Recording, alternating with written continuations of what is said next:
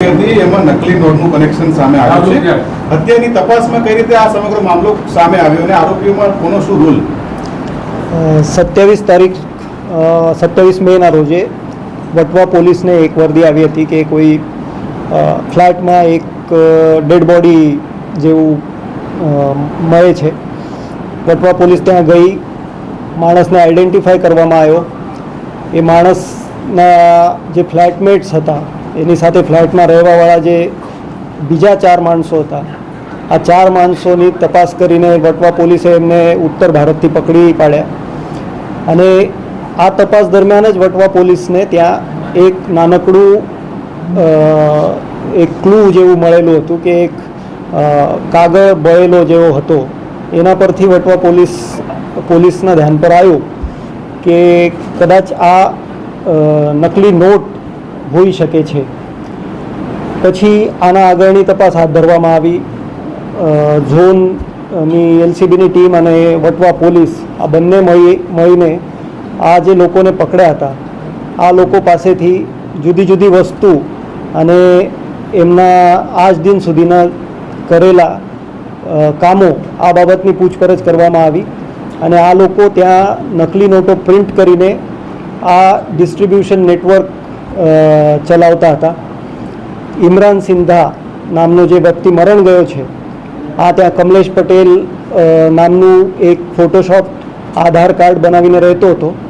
અને આ સમગ્ર વસ્તુનો મેઇન મુખ્ય આરોપી જેવો હતો, જેને નોટ બનાવવાની ટેકનિક, આની પ્રિન્ટ કરવાની ટેકનિક, વોટરમાર્કથી ગાંધીજીનું પ્રિન્ટ પાછળની બાજુ લાવવાની ટેકનિક, આ બધું એને પોતે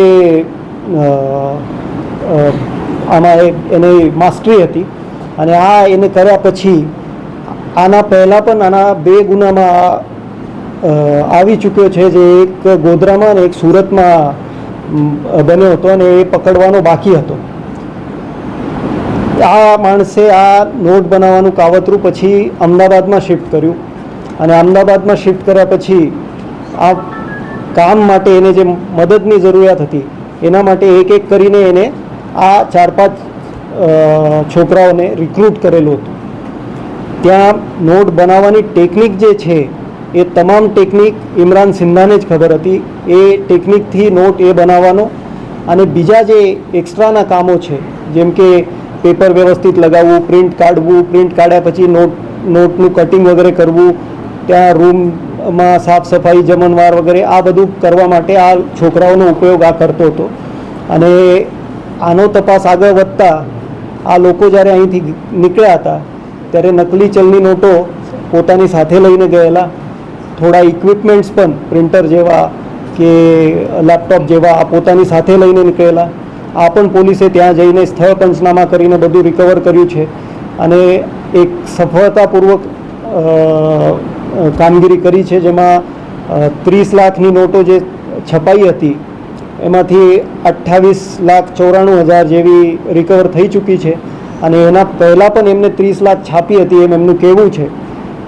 એ તપાસ આગળ અમે વધારીએ છીએ અને એનું ડિસ્ટ્રીબ્યુશન કરવા માટે એક માણસ તરફ એક નોટો ગઈ હોવાનું પોલીસને જાણવા મળેલ છે. અને ત્યાં એ માણસને પણ પોલીસે અરેસ્ટ કર્યું છે બનાસકાંઠાથી. અને એના પહેલાં પણ આ લોકોએ કંઈક આ રીતનું કર્યું હશે તો એની પણ તપાસ શોધખોળ અમે કરીશું.